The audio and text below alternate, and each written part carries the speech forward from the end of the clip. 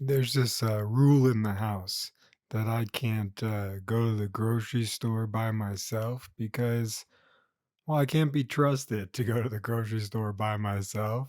Because me and my girlfriend will have a conversation like, hey, you're going to get this, that, and this.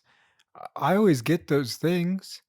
And then there's other things that I go, well, I mean, there was a sale or, you know, I wanted it.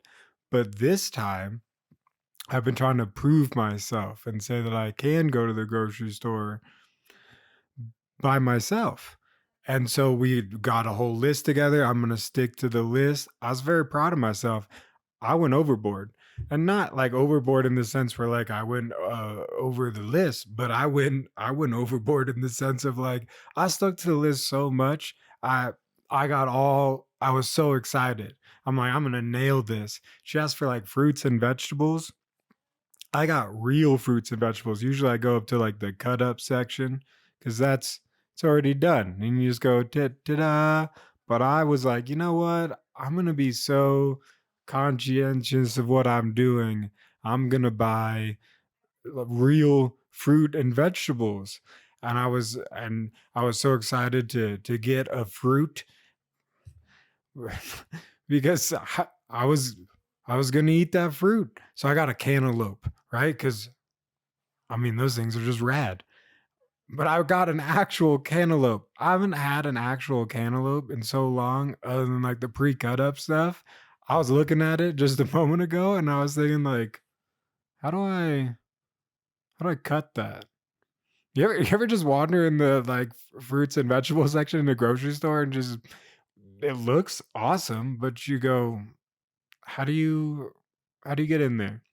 Like when I was a kid, I was blown away, and I guess I shouldn't be admitting this, but I was flabbergasted by pineapples, right? Because I was like, "Oh, this is a sweet, delectable treat."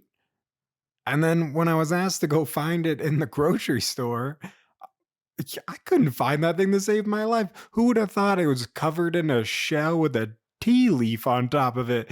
I was like, "What in the and how do you even get in there?" It's gotta be like one set with one of those machetes.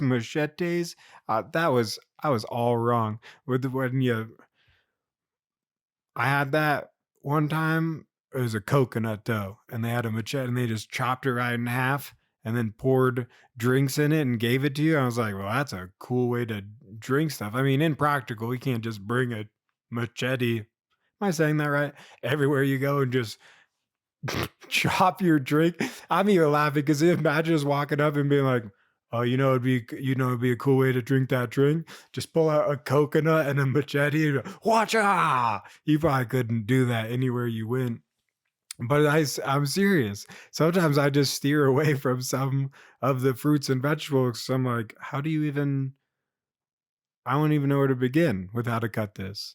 And especially like the enamored dragon fruit. Has anyone ever heard of this? I still haven't seen it. That's how mythical this fruit is. I've been hearing about this fruit all my life, the dragon fruit, but I've never seen it in person. I don't know. It keeps flying away from me.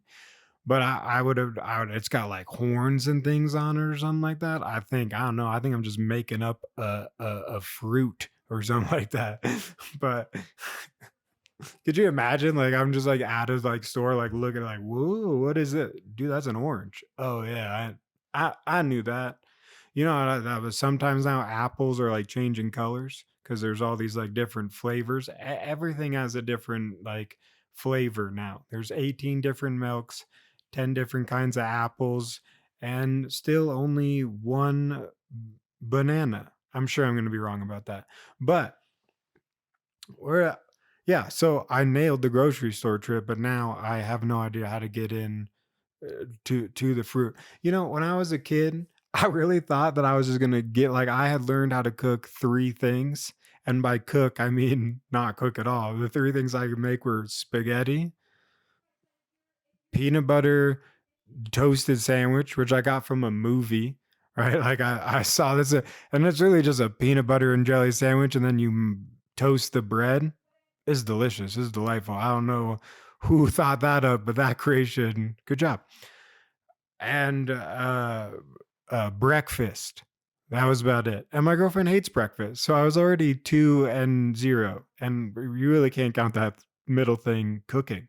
So I just thought, oh, you know what? I'm just going to go out to eat when you're older or when I'm older. And you realize, well, that's impractical. You can't eat out for breakfast, lunch, and dinner, especially after I saw that like oversize me and that guy ate McDonald's like every day in a row.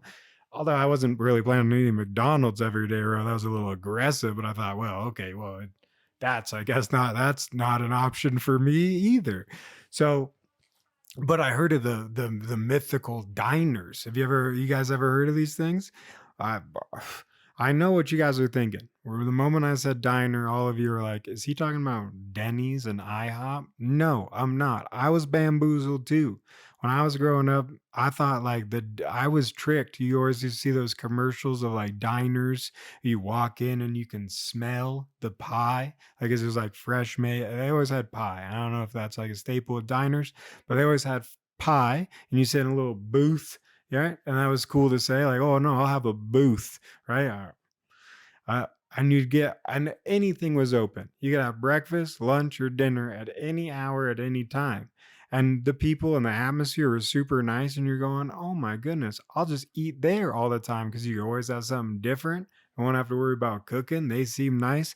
I don't really care for pie, but there's something about the smell of pie which is quite nice. So I figured that's this is perfect. And then when I actually got taken out to a diner, I got taken to like IHOP or something, and I was like, what is this? Is not what I expected. You can smell pie, but I don't know if that's pie in there. And I mean, the internet at IHOP. I mean, I've never hopped in there, and I sure as heck have never hopped out of there. So I don't know. And then for a while, do you remember? I know I'm getting way off. What topic?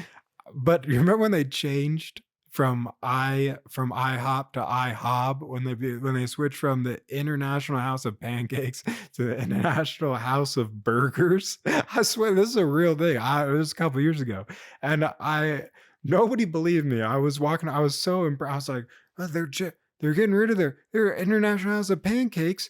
Uh, I don't know if they're like the international, like known for their pancakes, but now they're going to become internationally known for their burgers. Like that is a giant flip. Like that is going from one to complete like oh pancakes. What are waffles? You could have gone to I how right? Like I don't know if that would have if that but like you could have done something. But burgers, it didn't last very long. It was like 2 weeks. I don't even think they changed their name. They changed their name online, and people are like, "This is a fake, right?" Like, and people still went in there. I don't want burgers here. I just want pancakes. Like, you don't get IHOP for a burger, do you? They tried, and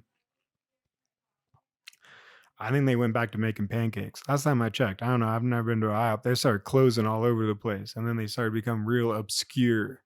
And then that's when you made the switch to Denny's because at least it was a mediocre in between the diner, and at least by the time I was discovering like really what Denny's or the purpose was for, you go there at 3 o'clock in the morning. Have you ever been to a Denny's at 3 o'clock in the morning? There's just people playing board games in the corner. I swear, it's a true story. You walk in, and if you walk into a Denny's at 3 o'clock in the morning, one, what are you doing at Denny's at 3 o'clock in the morning? And two, if you are, it's probably because you're either joining a board game or there are people who are bored in the corner over there.